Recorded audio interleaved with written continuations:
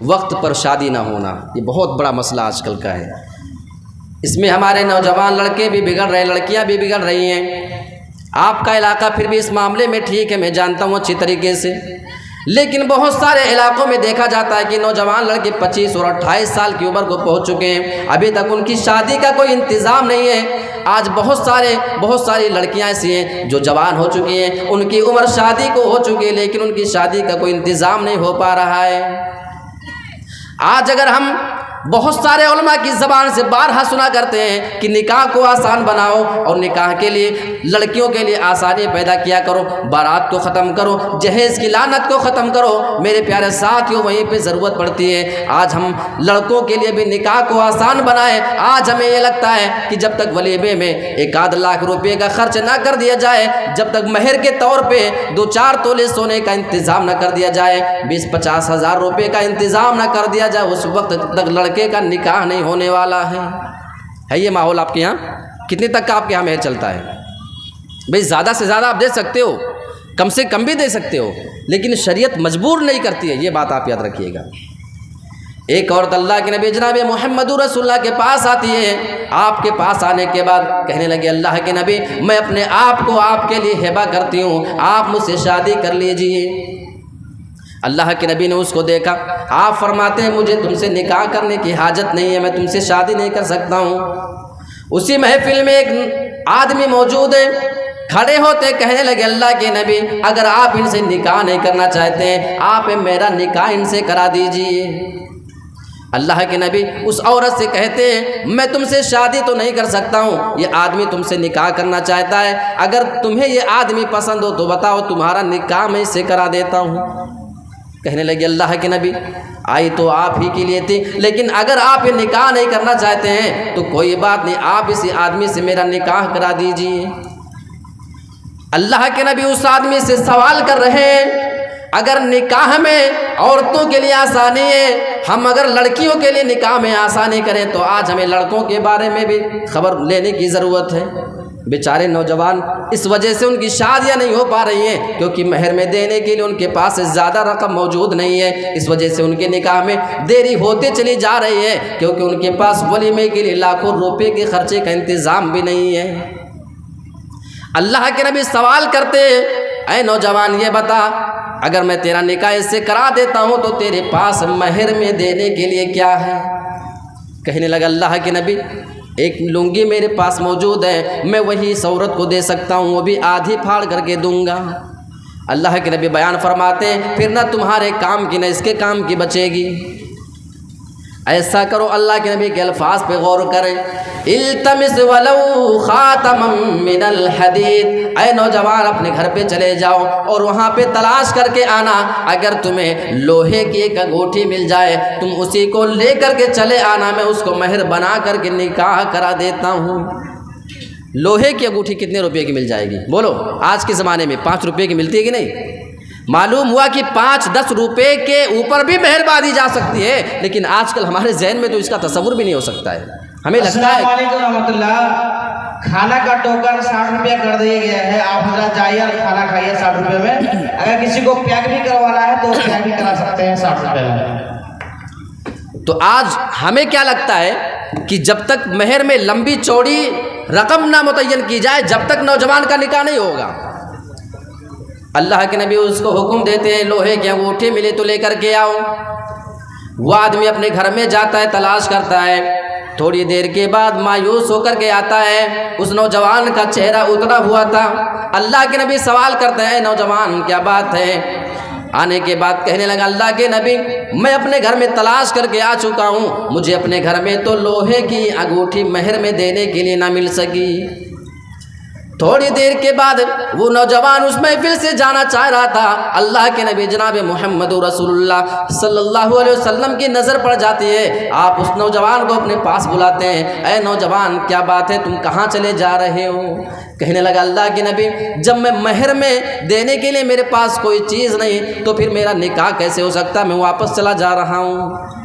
اللہ کے نبی اس نوجوان کو اپنے پاس بلاتے ہیں اور آپ اس کے لیے راستہ نکال رہے ہیں، آج ایسے گارجن کو، ایسے ماں باپ کو اس حدیث کے اوپر بھی غور کرنے کی ضرورت پڑتی ہے۔ ہم اپنے بچوں کی شادیاں 2-2 4-4 سال تک اس لیے تاخیر سے کیا کرتے ہیں کہ ابھی تمہارے پاس شادی کا اچھا انتظام نہیں ہو سکا ہے۔ میرے پیارے ساتھیوں، اللہ کے نبی اگر چاہتے اس آدمی کو تھوڑی دیر کے لیے مہلت دے دیتے، 2-4 دن کی مہلت دے دیتے، 1 ہفتے 1 مہینے کی مہلت دے سکتے تھے کہ جاؤ تھوڑا سا کما لینا، اس کے بعد مہر ہو جائے تو میرے پاس چلے آنا، میں تمہارا نکاح سے کرا دوں گا۔ لیکن اللہ کے نبی انسان کے نفسیات کو سمجھا کرتے تھے۔ اللہ کے نبی سمجھ چکے تھے اس نوجوان کو ابھی شادی کی ضرورت ہے، یہ ابھی شادی کرنے کا خواہش مند ہے، اسے شادی کی ضرورت ابھی ہے، میں اس کی شادی کو تاخیر نہیں کر سکتا ہوں۔ اگر میں اسے 1 ہفتے کی مہلت دے دیتا ہوں، بعد میں اس کو نکاح کے لیے بلاتا ہوں، اگر اس پیریڈ میں، اس مدت میں اگر یہ نوجوان اپنی خواہش کو پورا کرنے کے لیے اگر غلط طریقے سے کہیں اپنے جسم کا استعمال کر لیتا ہے تو پھر اس کا ذمہ دار کون بنے گا؟ یہ ڈر آپ کو تھا۔ آپ نوجوان کو اپنے پاس بلاتے ہیں، ادھر آؤ، اللہ کے نبی سوال کرتے ہیں، اے نوجوان ذرا یہ بتا تجھے قرآن کتنا یاد ہے؟ قرآن کی بات کو سنا، اب دل میں اطمینان آتا ہے، کہنے لگا اللہ کے نبی مجھے فلاں صورتیں یاد ہیں۔ کچھ صورتوں کے نام اس نوجوان نے گنائے، اللہ کے نبی بیان فرماتے ہیں کیا یہ صورتیں تمہیں منہ زبانی یاد ہیں یا نہیں؟ کہنے لگا ہاں اللہ کے نبی منہ زبانی یاد ہے۔ اللہ کے نبی یہ سارا معاملہ پوچھ چکے اور وہ عورت کھڑی کھڑی وہیں پہ سارے معاملے کو بھی دیکھ رہی تھی۔ اللہ کے نبی اس عورت سے سوال کرتے ہیں، اے عورت، اے میری پیاری بہن، اس آدمی کا معاملہ تو دیکھ چکی ہے، اپنی آنکھوں سے دیکھ رہی ہے، اس نوجوان کے پاس مہر میں دینے کے لیے لوہے کی انگوٹھی تک موجود نہیں، یہ بڑا غریب آدمی ہے، ساری حالت تو جان چکی ہے۔ اب یہ بتا اگر میں اس آدمی سے تیرا نکاح کرا دیتا ہوں اور قرآن کی انہی صورتوں کو مہر بنا دیتا ہوں جو اس کو نوجوان کو منہ زبانی یاد ہیں، اور یہ نکاح کے بعد تجھے وہ صورتیں منہ زبانی یاد کرا دے تو کیا اس نکاح کو تو قبول کرتی ہے یا نہیں؟ کہنے لگی اے اللہ کے نبی جس نکاح میں قرآن کی صورتیں مہر بن جائیں اس سے زیادہ بابرکت اور پاکیزہ نکاح پھر کس کا ہو سکتا ہے؟ آج ہمیں غور کرنا چاہیے، نوجوان لڑکوں کی شادیاں تاخیر سے اگر ہو رہی ہیں تو بہت سارا مسئلہ اس میں خرچ کا بھی ہوتا ہے، مہر کا بھی ہوتا ہے۔ پتہ یہ چلا کہ اگر نوجوان شادی کرنے کی طاقت رکھتا ہے، ہاں 2 شرطیں اللہ کے نبی نے ضرور بتائی ہیں، صحیح مسلم اور کتاب النکاح کا چیپٹر ہمیں بتاتا ہے، یا معاشر الشباب من استطاع منکم الباءۃ فلیتزوج، اے نوجوانوں کی جماعت تم میں سے جو شادی کرنے کی طاقت رکھتا ہو تو اسے شادی کر لینا چاہیے۔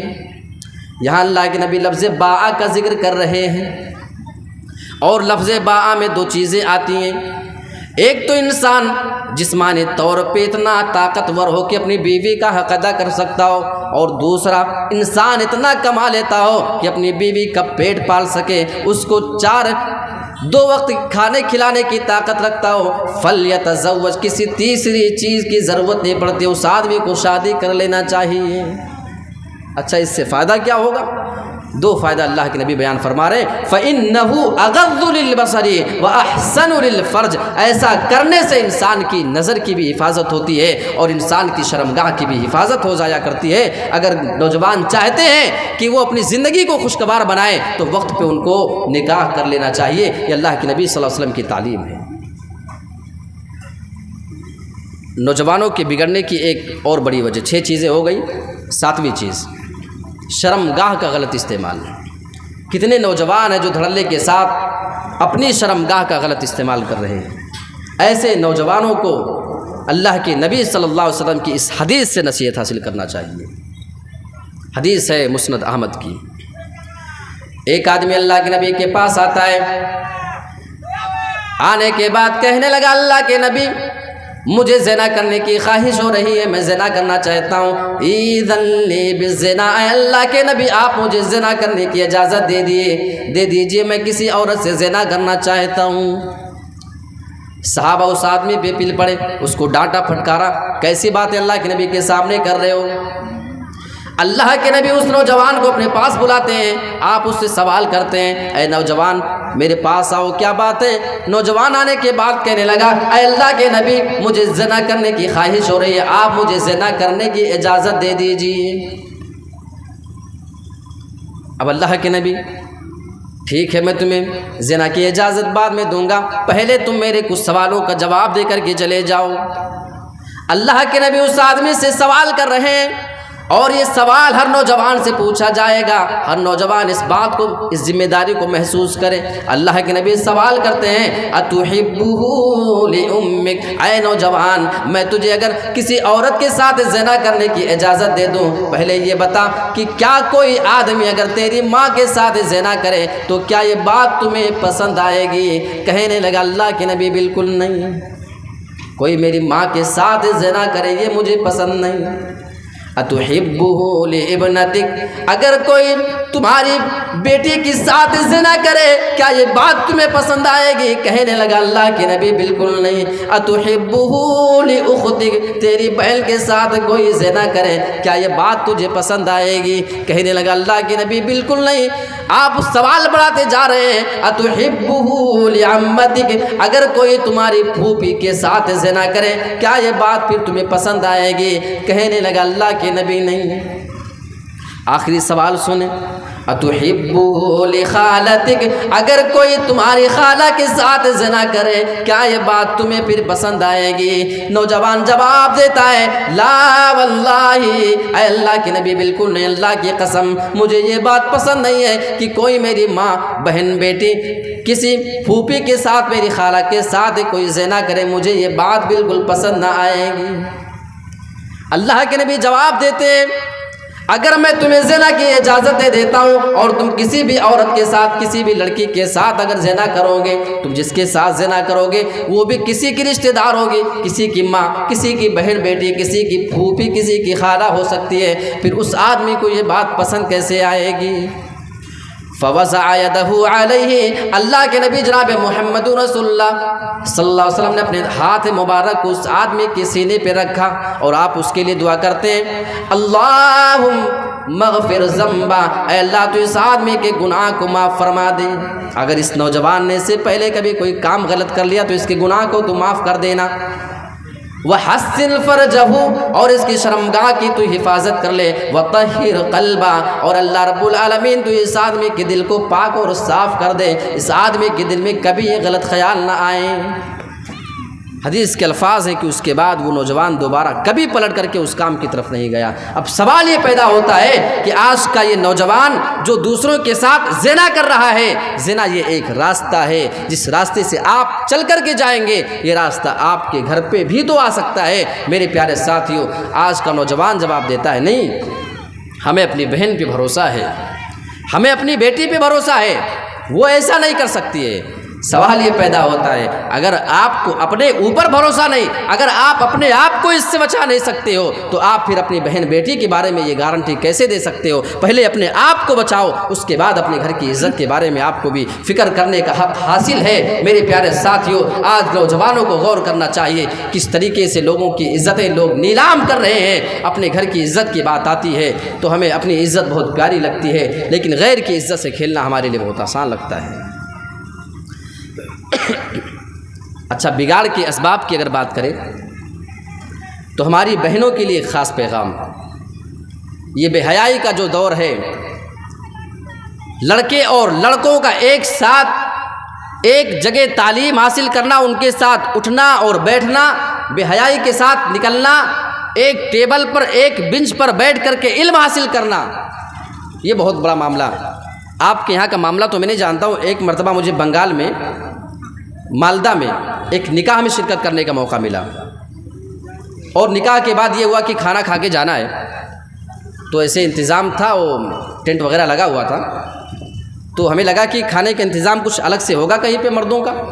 تو جب نزدیک گئے تو معلوم ہوا کہ ایک ہی ساتھ عورتیں بھی اندر گھس رہی ہیں اور مرد بھی گھس رہے۔ بہرحال ہم کو دور لے جا کے کہیں بٹھائے، وہاں اندر نہیں لے گئے، لیکن وہیں ایک ہی بینچ، ایک ٹیبل پہ کچھ جگہ عورتیں بیٹھی ہیں اور کچھ جگہ مرد حضرات بیٹھے ہوئے ہیں۔ ہم شہروں کے بارے میں تو بہت باتیں کرتے ہیں کہ وہ ایکسٹرا ماڈرن زمانہ ہے، وہاں پہ بگڑے ہوئے لوگ ہیں، وہاں بے حیائی ہے، بے پردگی ہے، لیکن حقیقت یہ ہے کہ صورتحال اگر ہم میدانی سطح پہ دیکھیں تو ہمارے گاؤں، ہمارے دیہات بھی اس سے محفوظ نہیں ہے۔ میرے پیارے ساتھیوں، ہماری ماں اور بہنوں کو بھی اس میں غور کرنا چاہیے۔ اللہ کے نبی کی وہ حدیث ہمیں یاد آتی ہے، अय्युम इम्राअतिन इज़ा इस्तअतरत फमर्रत बिल मजलिस फहिय कज़ा व कज़ा।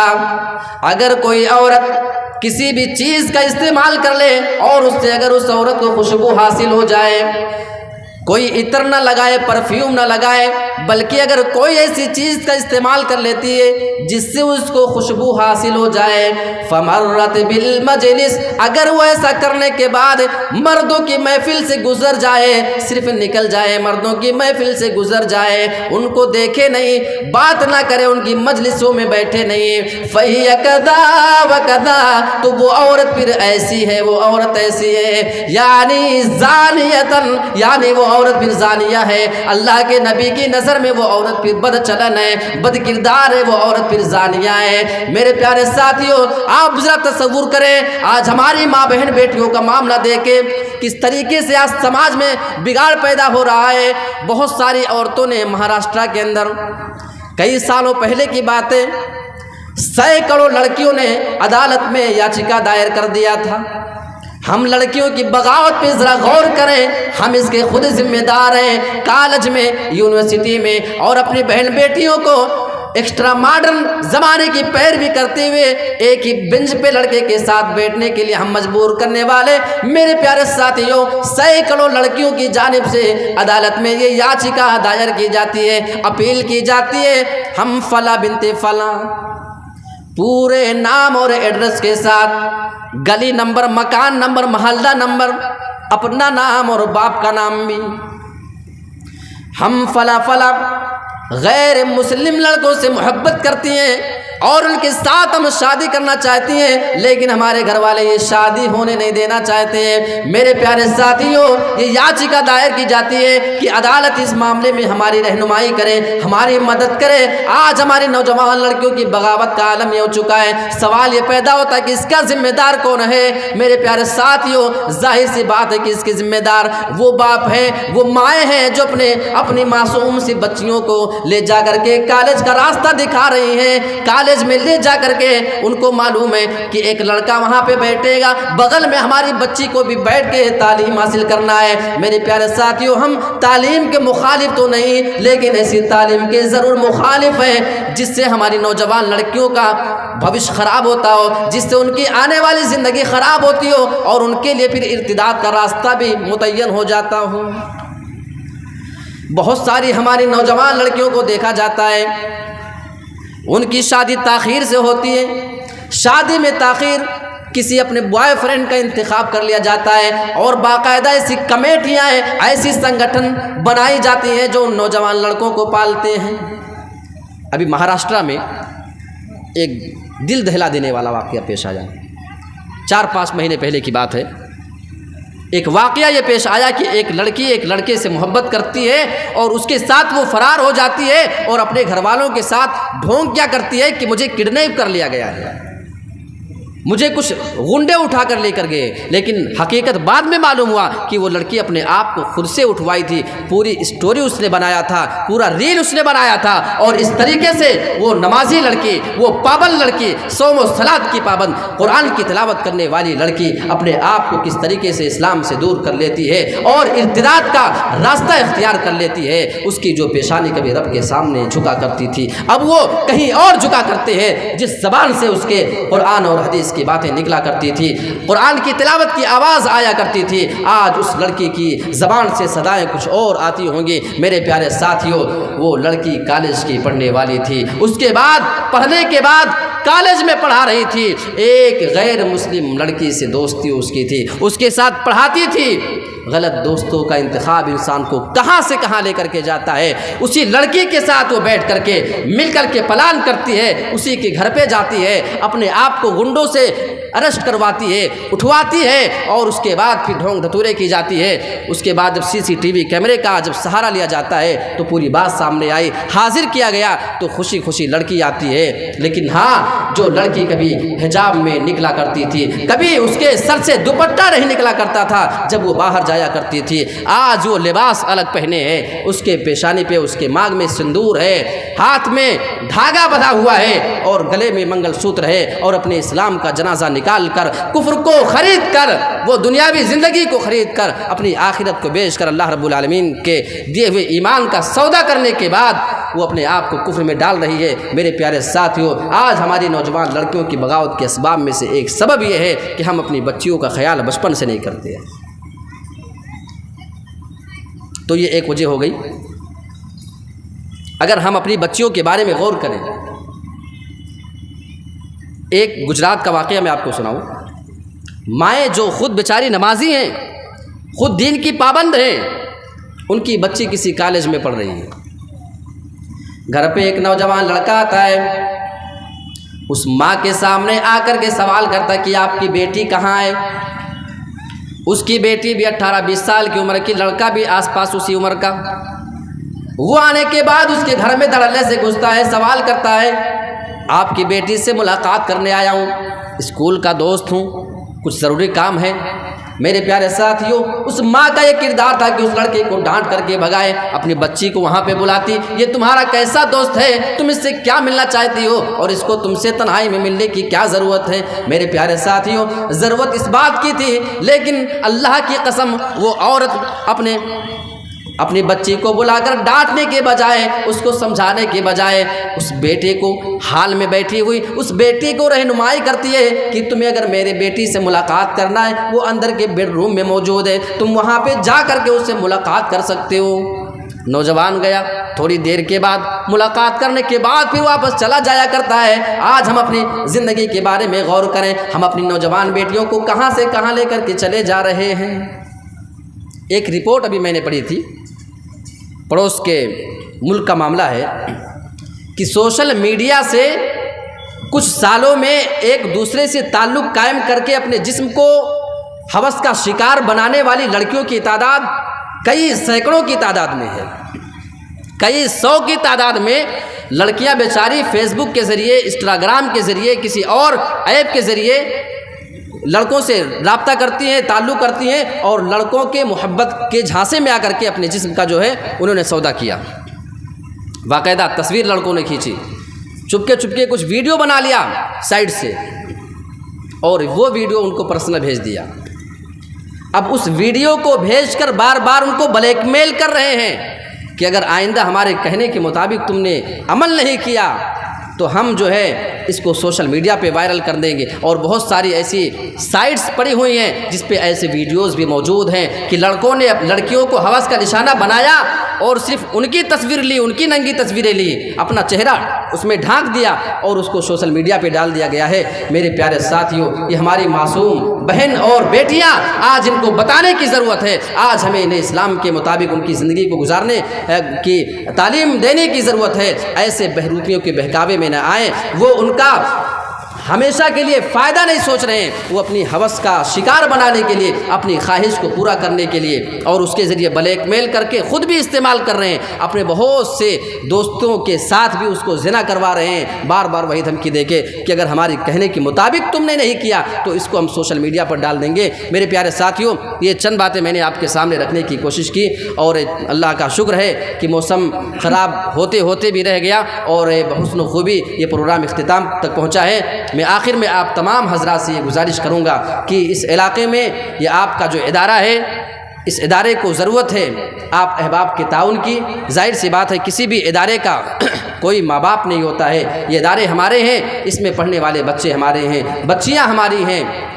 اگر یہاں کے اساتذہ کی تنخواہوں کا معیار اچھا ہوگا، ہم مدرسے کو اگر آگے بڑھائیں گے تو یقین مانیں اساتذہ کو بھی کام کرنے میں دلچسپی آئے گی، آپ کے بچے کو دل سے پڑھائیں گے اور آپ کی بچیوں کا مستقبل سنواریں گے۔ یاد رکھیے گا، کالج میں پڑھانے والا ٹیچر، یہ جتنے بھی استاد ہیں، یہ انسان کو دنیا کی پہچان کراتے ہیں، لیکن مدرسوں میں پڑھانے والے یہ علماء آپ کے بچوں کو، آپ کی بچیوں کو رب کی پہچان کراتے ہیں، رسول کی پہچان کراتے ہیں، آپ کے دین کی پہچان کراتے ہیں۔ آپ شکر ادا کریں جس علاقے میں آپ ہیں، ابھی آپ کے یہاں معاملہ محفوظ ہے۔ ہم یو پی والوں سے پوچھیں حالات کتنے خراب ہیں، مدرسوں کے اوپر کس طریقے سے لوگوں کی نظر گڑی ہوئی ہے۔ لہٰذا ایک ہو کر کے، یکجٹ ہو کر کے آپ اپنے گاؤں کے مدرسے مدرسے کو اپنا گھر سمجھ کر کے ہر وہ چیز آپ پوری کرنے کی کوشش کریں جس کا مستحق آپ کے گاؤں کا مدرسہ ہے، اور آپ اس کے لیے یوں تیار رہیں کہ اگر اس کے اوپر آنچ آتی ہے تو وہ گویا کہ ہمارے گھر پہ آنچ آتی ہے۔ ہم گھر کی ضروریات میں تھوڑی سی تاخیر تو کر سکتے ہیں، لیکن یہ اسلام کے قلعے، یہ مدرسے، اللہ کی قسم جس دن یہ مدرسے نہ ہوں گے اس دن قرآن و حدیث کی تعلیم دینے والے لوگ آپ کو نہ ملیں گے، اس دن سے آپ کو اسلام کی باتیں بتانے والے لوگ نہ ملیں گے۔ آپ کے سامنے بڑے بڑے علماء جو نظر آتے ہیں پہلے مکتب پڑھے ہیں، ہر عالم پہلے مکتب پڑھ کر کے نکلا ہے۔ امید کریں کہ آپ کے گاؤں سے بہت سے بچے ہیں، بہت سی بچیاں ہیں جو آنے والے دور میں آپ کے گاؤں کو روشن کرنے والے ہیں۔ اس امید کے ساتھ انشاءاللہ میں آپ سے اپیل کرتا ہوں کہ آپ حضرات بڑھ چڑھ کر کے اس کے تعاون میں حصہ لیں۔ اللہ رب العالمین اس کے تمام ذمہ داران کو، آپ کے تمام گاوانوں کو اجر عظیم عطا فرمائے، آمین۔ وآخر دعوانا ان الحمدللہ رب العالمین، والسلام علیکم ورحمۃ اللہ وبرکاتہ۔ جزاک اللہ خیر۔